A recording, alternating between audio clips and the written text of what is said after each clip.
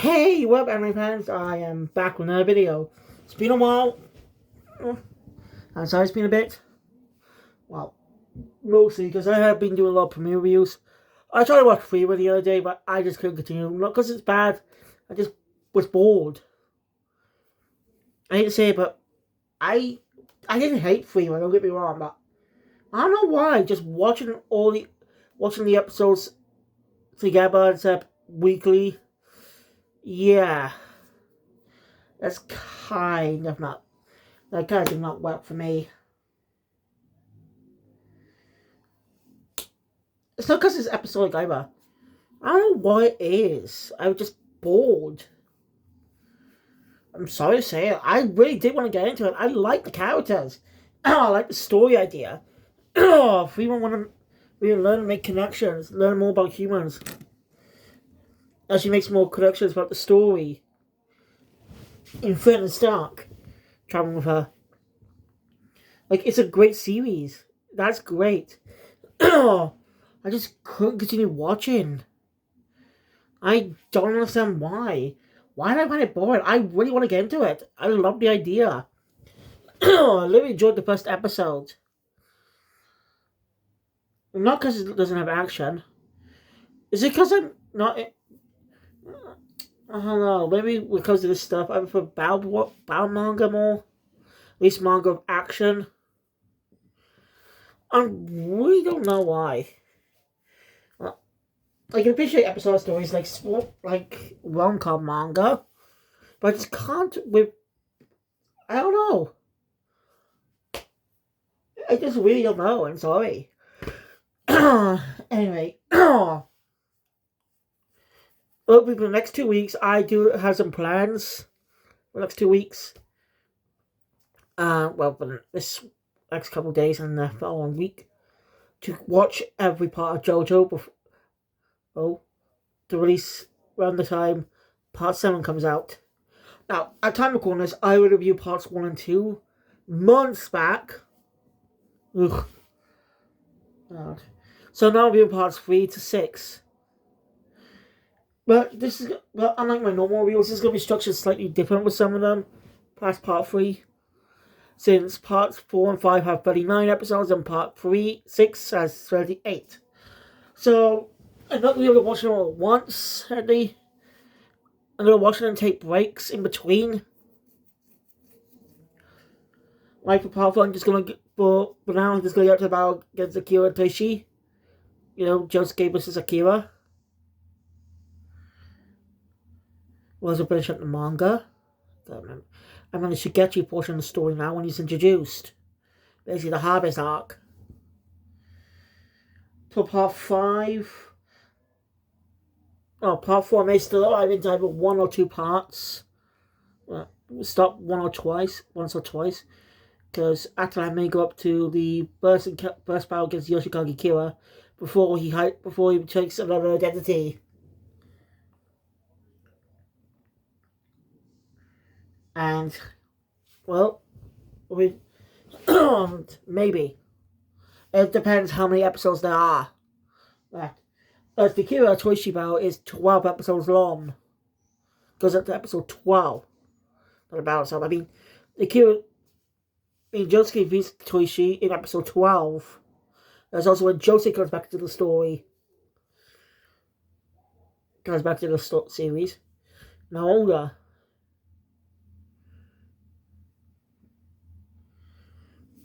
So, yeah, for part 5, I'm going to get up to when Jono, Bujirati, and the rest of the gang, minus Fugo, all decide to protect Trish and take down the boss once and for all after his betrayal.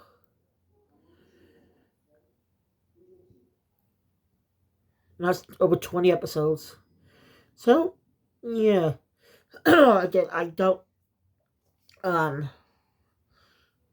Actually, tomorrow I could get up to the rest of Counting Keep. There's been so many episodes that's going to be... I look up after. Just going to get through that in a day.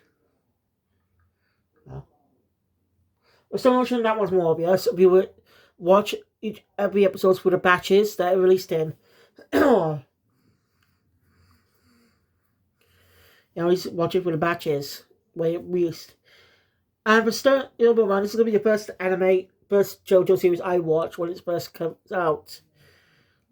Since we're still in Ocean, I didn't start watching until sometime after first batch released. Because I really want to catch up. I was there from batches 2 and 3 came out, but I want to be there from start to finish. It probably fixed my habit that I've been having for since 2024 now.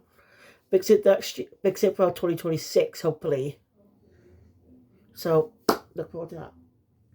Anyway, this is going to be a premiere review on Pass 1 and 2, because at the time, I just reviewed them because I wanted to. Now I have more reason to review these, even though I don't have to, because ourselves is alternate in a different timeline. But still. Still. That's my plan. This was my plan. And with Stardust Crusaders, this is going to be a 2-part review. Because I can't get through 48 episodes in one night. Stardust Crusaders has 48 episodes.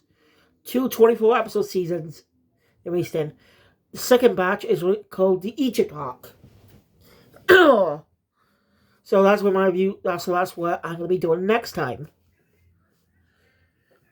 I will publish all my JoJo reviews on one day, except for one. I ran a review the All-Star Bout. I ran a review one of the games. I got playing time anyway, so I don't need to do it right away.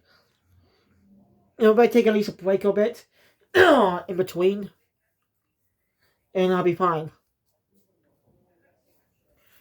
Because I plan to cover the All-Star Bout. All-Star Bout, sorry. As a Heron game. Not really canon to the JoJo, but it's a really cool story where it features all the JoJo's at the time. I say at the time because recently JoJo Lands has been running, has 31 chapters at the time recording. Chapter 22 comes out next month.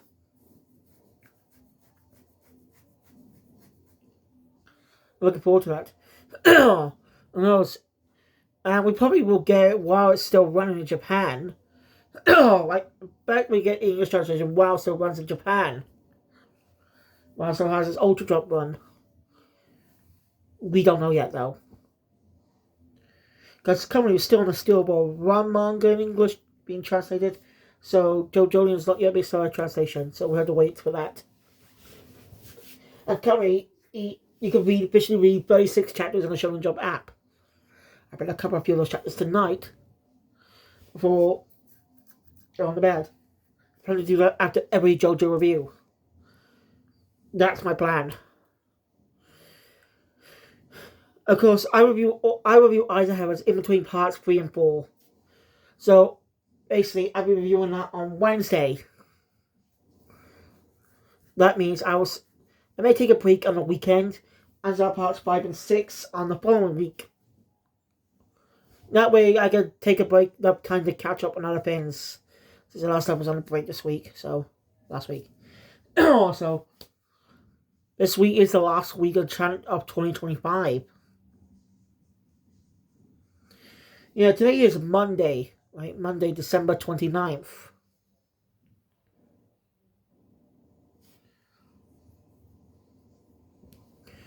And this Thursday will be 1st of January 2026. Oh, by the way, little news on the Space Shuttle Gavin series. It begins airing on Sunday, February 15th, 2026. What's so special about that day? It's when my birthday is! It's gonna come out on my birthday! Like, wow! I never expected that. I've been watching Sentai since 2023. A shame now it's at the end. But I only started watching recently. But still, this brand new series comes out on my birthday. That's excited, actually. I'm excited for that. I am excited. And hopefully I'll be caught up, watch all of JoJo by then. And Precure too, because the new season, because Precure's next season, Star Detective Precure, is February, as always. So probably February 1st, the first Sunday of that week. So, yeah, hopefully. Anyway, this is a premiere review, as I mentioned earlier. So, anyway, Stardust is the third part of the JoJo manga by Hirohiko Araki, serialized a weekly shonen jump back in the 1980s. Araki started writing that part back in the 80s. JoJo debuted in 1987. But, so most likely it released in 1989 or something. More present day at the time. Yes. I don't know. Like, you know, still the fifth part was running when One Piece debuted in 1997. What arc was going on at the time? The White Album arc. The battle against Yucko, whatever his name is. Basically, the guy with the stand White Album. Also, nice specific battle before he's killed and stuff. I think it's like 1 or 2 more chapters before he's killed. I've not read the manga myself yet. I do plan to. I'm still reading the freaking part 4 manga at a time. Yes. I'm gonna finish it up and do a good review on it. And then once I get all up finished part 6, I'm gonna reread part 7 and 8. Because those of you I'm not satisfied with. Because I came back way late. So I want to improve upon it this time. I'll keep the openings up, but I'm gonna put old on them when I finish up part 6. So, yeah. Anyways, here's the story. The story opens up. So change. If you want to know what was changed from the manga, go check out Hamon Beats videos on it, where he covered up to part 6 of what was cut and changed around for the anime. Of course, with Rocky's permission and stuff.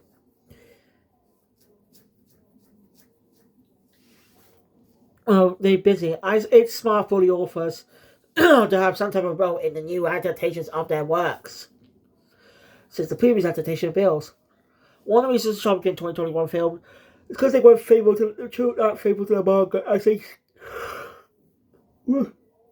they skipped a lot of chapters and rushed the first 2 chapters, just combine chapters 1 and 2 together, rushing the story, rushing quite a content we've seen, and that's what. So I think they should have just gone. At least the Rolling Catcher reboot did something smart this time. Actually, did not rush its content. Actually, adapted it faithfully from start to finish. Granted, it was a little rough in the first season due to the lack of comedic expressions, except for the opening. Yeah, if you read the manga, watch the anime side by side, and you'll see what comedic reactions were toned down. I don't know why. I don't make any sense. I don't get off topic. You get my point. I actually do plan to cover more attention too. I'll read the manga and get up to the end of the Kyoto arc, which will be in 2 parts actually. My first part 1 of the review will go up to Kenshi's training with his master. That's how the first part of season 2. First portion of season 2 ends with the training. And well, the second half will finish everything off. Anyway.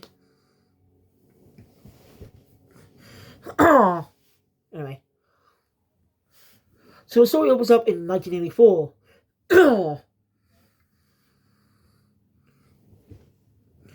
Where some treasure hunters or something end up digging up a funny looking coffin. I was wondering, uncovering getting rid of the barcodes, covering the name. Something that has a name. And it shows Dio. The bastard's back.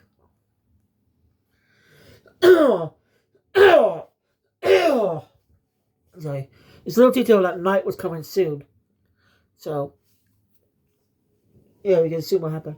As those fishermen were missing. As we cut to a police station, we're introduced to Holly Kujo. who's basically she's Japanese American.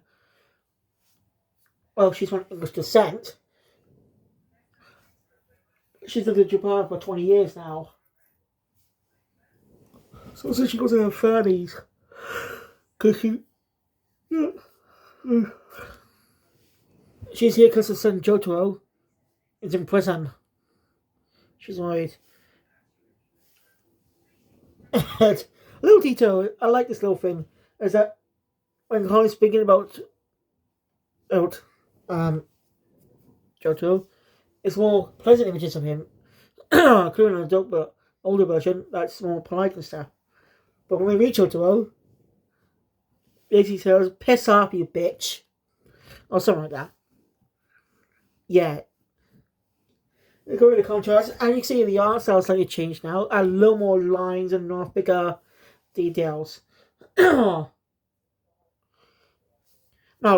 before I go on, I want to specify where I watched the version I watched. I watched this on Netflix. Why is that? Why is there a difference? Well,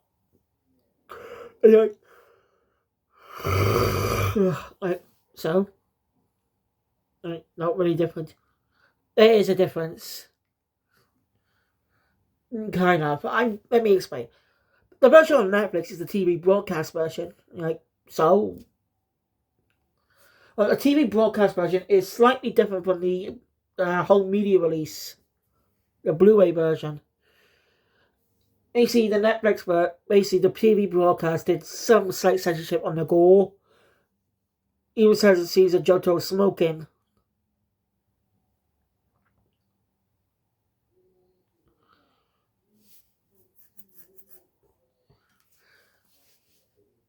So, it's due to the laws that existed ever since the 90s that high schools cannot smoke.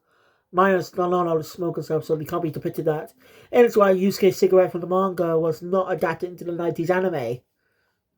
But, I don't know. Maybe the 2020s have changed that. I don't know.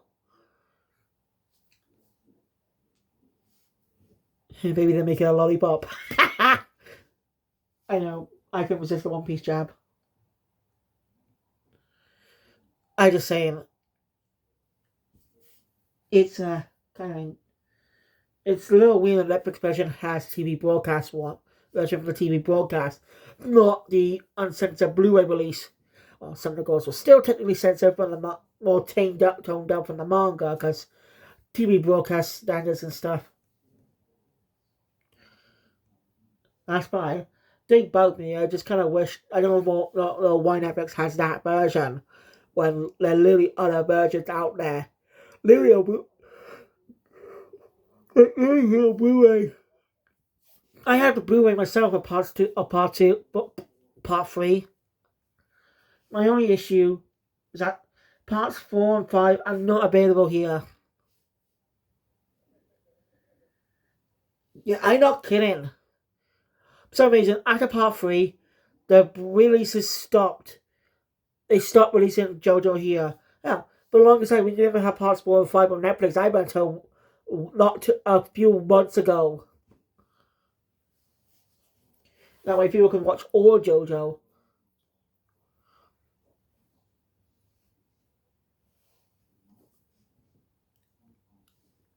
So, also do my review of part 5. I'm going to also be reviewing the manga that spoke Kishibe Rohan.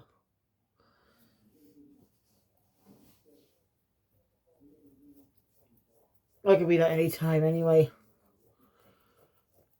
And it will not be part of my main JoJo reviews. They'll just be their own separate reviews. So, but for the OVA, I'm reviewing the 4 episodes available. Currently, no new episodes are being currently in production. Obviously, Stephen Poe has been pretty busy since the first 2 came out. Since the 4 came out. So mostly because they've been working along on Steel Ball Run, issues on Stone Ocean, and the hard work they do on Steel Ball Run, they won't probably have not had enough time to release the third one yet. So mostly once Steel Ball Run part starts airing. The other night, or at least when it's finished airing, they will work on the OVAs before working on Part 8. I'm guessing, I don't know. Anyway. Hey, JoJo is allowed to. JoJo is here because he beat up a lot of people also, it seems, but no, he's here of his own accord. As he refuses to leave because he knows that he has an evil spirit haunting him. He isn't, oh, what will do next? You see, even though JoJo is rough on the outside, he has more nice. You can tell he's got a good side. Oh, when Holly didn't even react to her being called a bitch, she said hi in Japanese version. Okay in the dub. That's actually explained a little bit later. Now, so yeah, well, he demonstrates as he ends up taking one of the opposite's guns, fires at his head. You see that spirit's hand catch the bullet. That's incredible. A bullet is incredibly fast, man. There are rounds of gunpowder in it.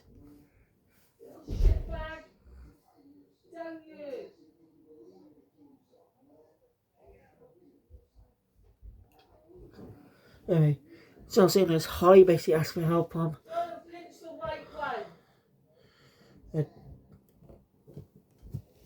Damn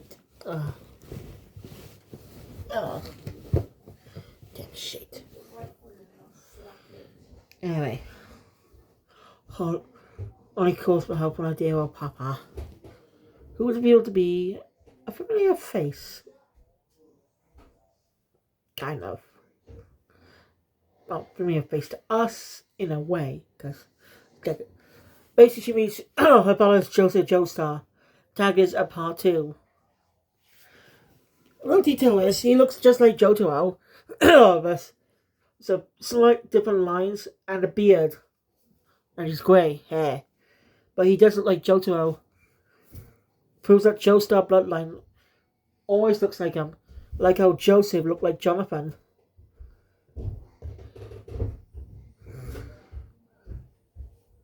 So, it's unclear if Lisa has passed away or not.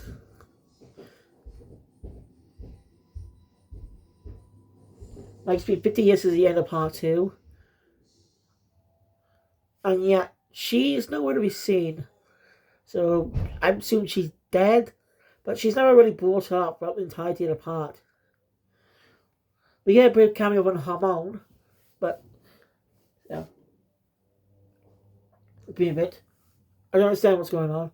Joseph goes with his grandson for pay. Love someone, a friend. He meets up. And there's a little detail of the interaction. I see Joseph walking down, while JoJo's walking up. Again, parallel before the camera just cuts to them staring at each other. As a show two protagonists meeting for the first time. It's a really good visual storytelling showing the case the two protagonists. Well, Joseph isn't really a protagonist anymore. He's more of a secondary protagonist. Kind of. You know. Hey, Joseph knows what that evil spirit is. And demonstrates with his friend named Muhammad Abdul, who's from Egypt. He basically sees his own evil spirit. He calls it Magician's Red. These abilities are made for your own energy, your life energy. They stand behind you and fight. They're known as stands. This is what replaced Harmon. The reason is Iraqi couldn't really think of any way to work Harmon into the story. Because he could be most trained and stuff. He couldn't really think of any new training regiment people could be using Harmon for training and stuff. I'm trying to say this. You can think of any new training regiments to create for a counter Jeremy learn Harmon. However, Joseph knew it had more knowledge of it in stabbing. So, yeah, hence why stands became the new norm. And became the most iconic picture of JoJo. Timmy. You pissed me off. As you know, JoJo's known for his poses. After that competition demonstrated the stand's powers, then it talk at a cafe. It's another reason why Joseph came to Japan. As to tell about the destiny of the Joestar family. Now, this is in the manga. This part introduces us to the best Joestar birthmark, which in the anime adaptation of parts 1 and 2, we see the birthmarks were added in to have a bit more of a connection. And well, I'll talk more about this in part 4, but parts 1 through 3 was originally going to be a trilogy. So.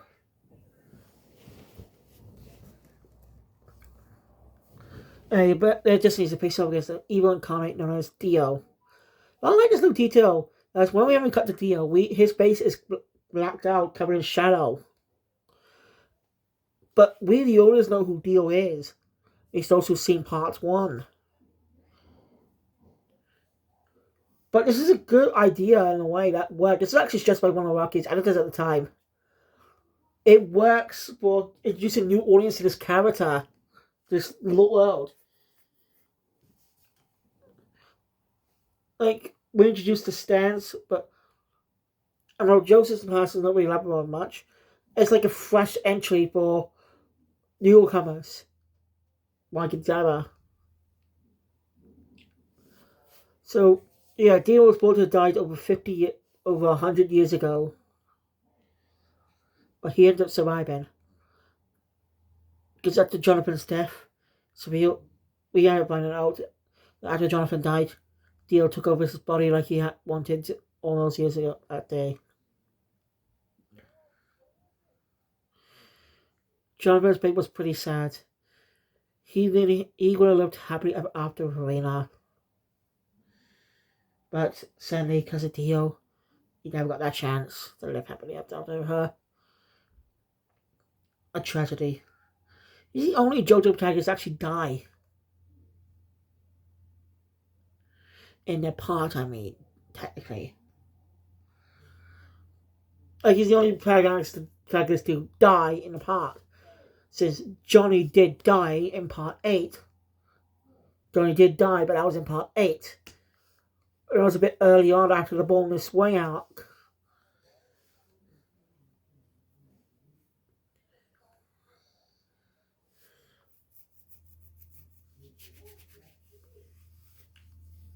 So, Johnny.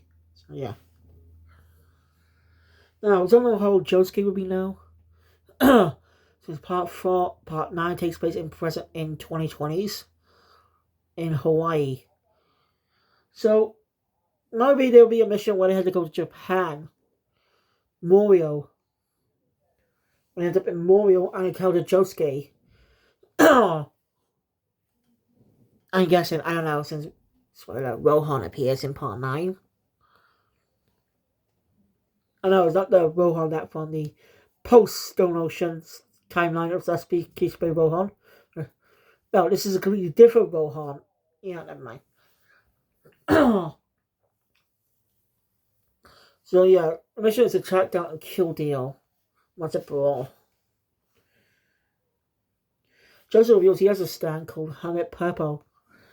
Unlike JoJo and Abdul's stands, it's not really a combative stand. Which, in a way, it works for Joseph. Since it has more clairvoyance abilities, but he also uses to swing around. Since he doesn't really need to rely on a stand to fight. He relies on his wits. He gets a good up battle later down the line. Like Joseph just uses wits. And this is why I appreciate about part 9. It stands in that part. Not really combative stands. Sorry. Not really combative. They don't have fists to go. They're not really combative. So you have to pick up strategies to win the fight without fisticuffs. That means we don't see JoJo going every time he loses a fight. So you don't want to fight with a punch now. Which I appreciate. It's lots more creative fights. And I've enjoyed part 9 so far. I managed to catch up, read all through part 8, and ready to start reading part 9. I caught up. So. Anyway. So. You need to wait long for a deal to strike. As for Jonathan's body, he was able to sense the Joestar bloodline and able to sense him back. Since Dio has the same ability, or at least that's actually Jonathan's stand. That's why Dio was able to use 2 stands next to Jonathan's body. So since they have a version of Herbert Purple.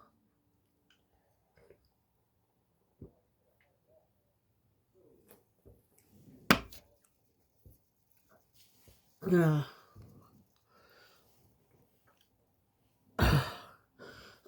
So yeah. And JoJo ends up being attacked by a new transfer student named Noriaki Kakuin, who's a servant to Dio. He has a stand named Hierophant Green. And of course, the nurse of the JoJo school will be injured. Little detail is Joseph hates Japanese. Mostly because JoJo's father ran off, leaving Holly alone.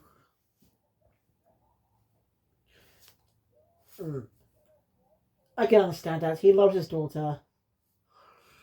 We like seeing Joseph as a father, showing how much he's grown since part 2. Because we can even get a reference to a Joseph-style technique later. Oh, cut that. Anyway, I can read.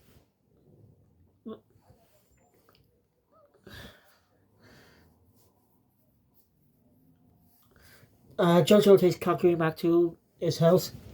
Joseph and Yana's look over. Joseph have to look over.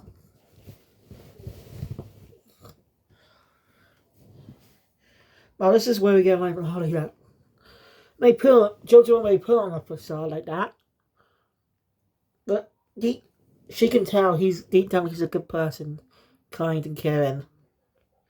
And we actually agree with that. Like when he says that he's afraid what that evil spirit could do. He doesn't want to hurt people.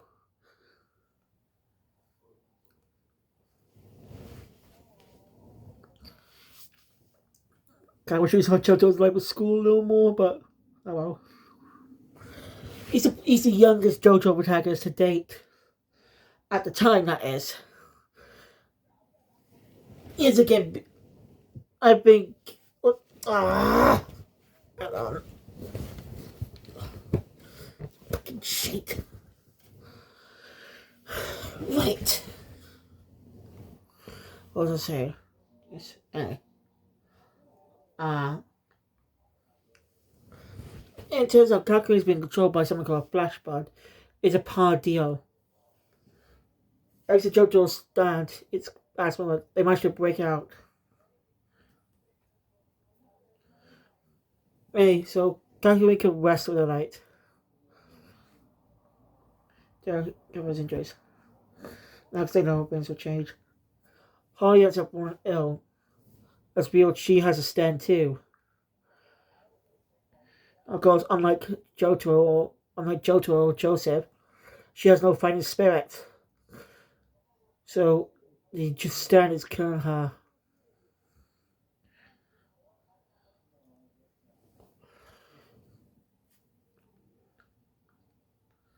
So that means they had a timer to go of a month, I think, or 2. I don't know. I don't know how many days, but they must travel and kill Dio. But we'll see. Makes the JoJo stand, and there were big LTs in Egypt. Makes a small little fly. So the trio alongside Kakuin, who joins them, head off to Egypt to take down Dio once and for all. This is where JoJo's stand gets a name. Star Platinum. Each of the stands in this part are named after tarot cards. So, yeah, by the way, it's pretty always stands or inspired Persona series. The Persona! Obviously influenced by stands. Imagine a JoJo RPG. I didn't see a new action-based JoJo game based on each part. They'll have their own campaign based on each part.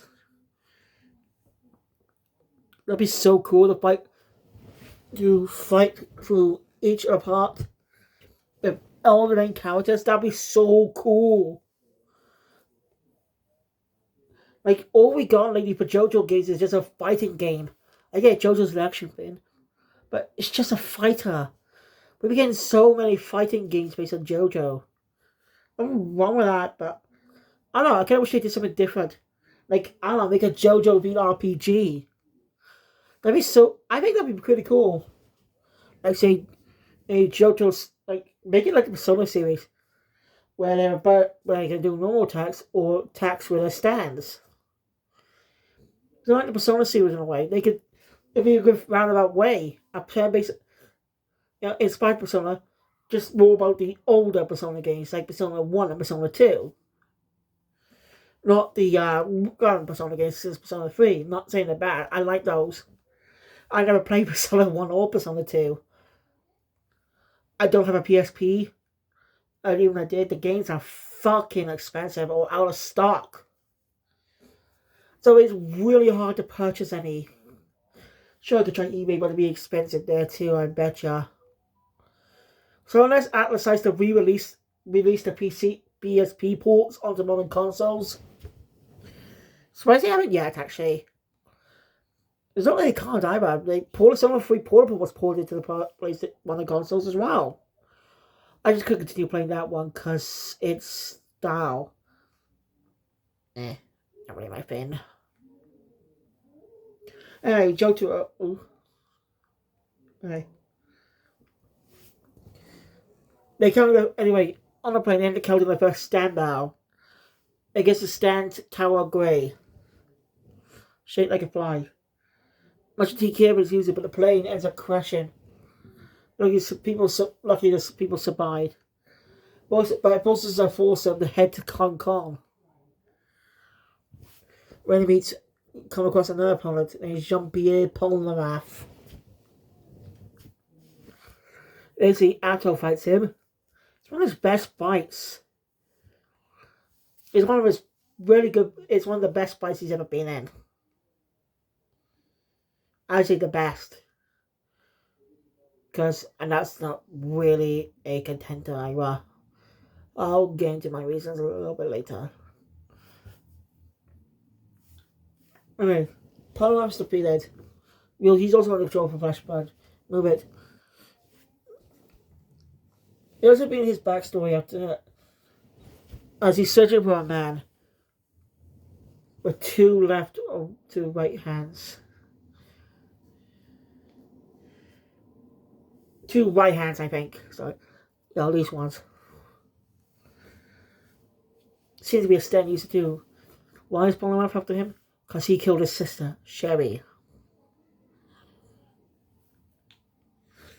He always Reggie is that bastard. So he's that taking along.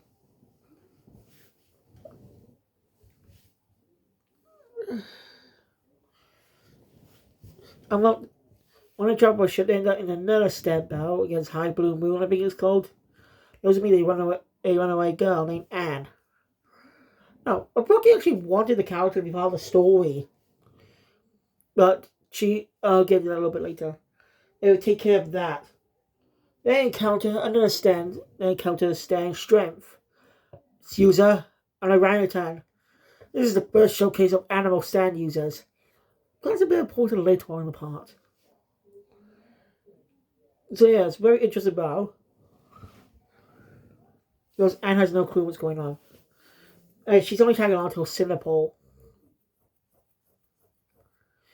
Actually, Garen ran this go to Singapore, and we end up with two stand battles there.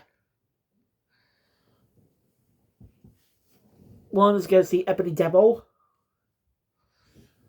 Yeah, against Yellow Templars. Defeated.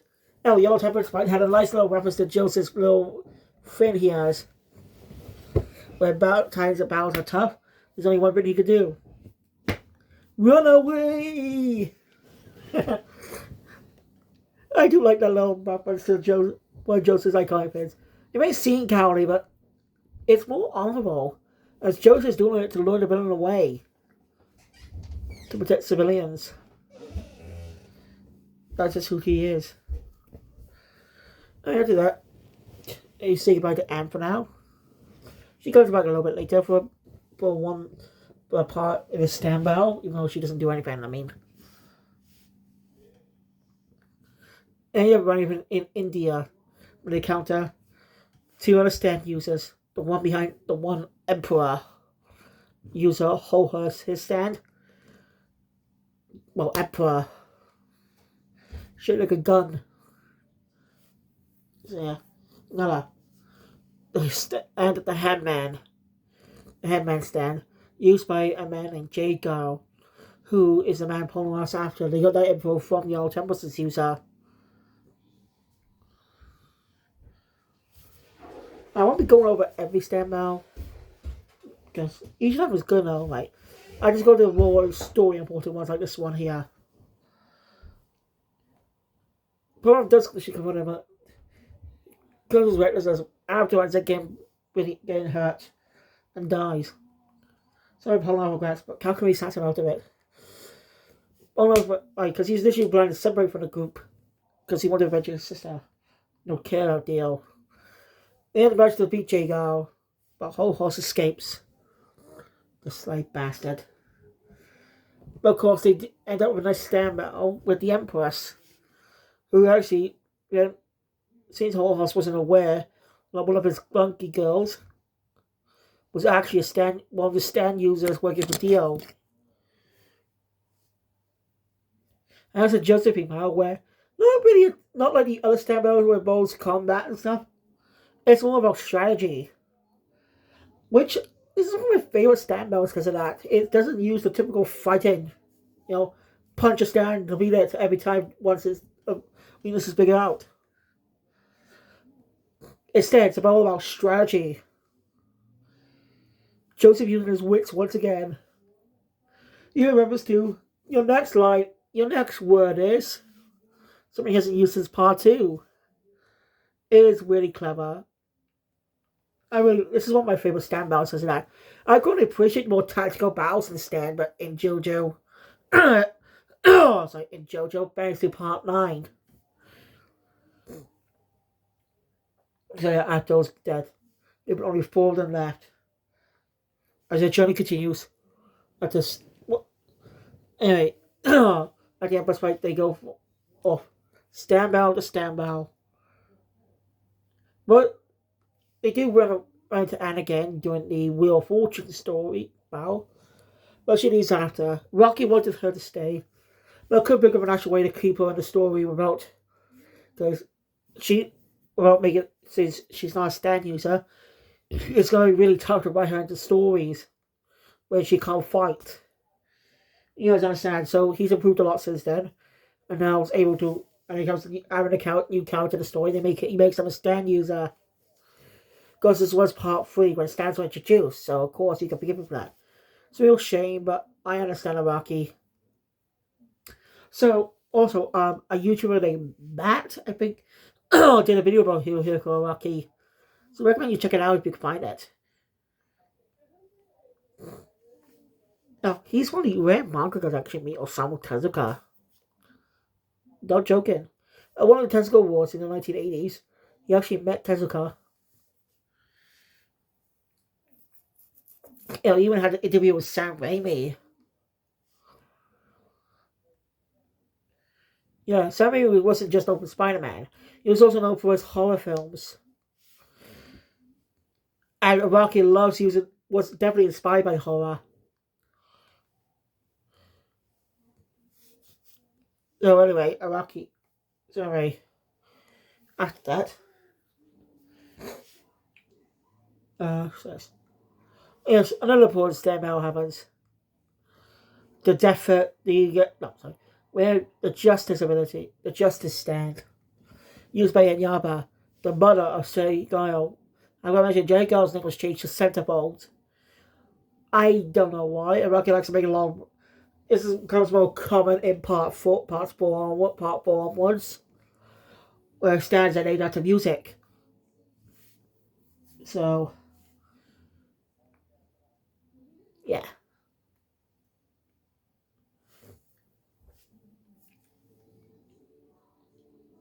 So Joseph. Sorry.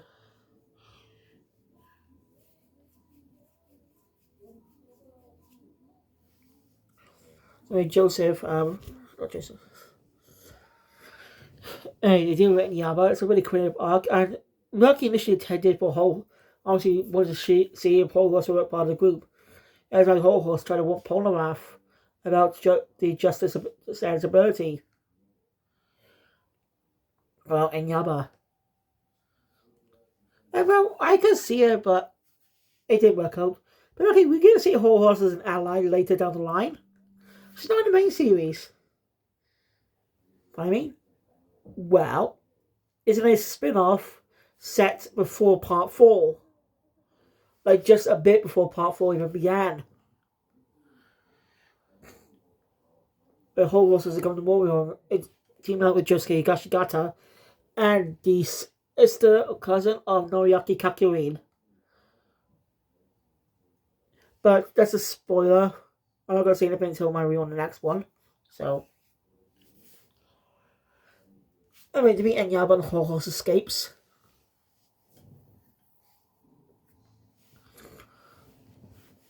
So yeah, we got quite a bit some stand battles over time. Next and most important one is the judgment. Is the judgment stand. I think it is. Is he stands is able to create clones based on your deepest desires. That's why Actor was revealed to be alive. And we get the iconic line, "Yes, I am." It's a badass entrance line. I think the judgment stand and in a most gross way. I'm not going to go into detail on that.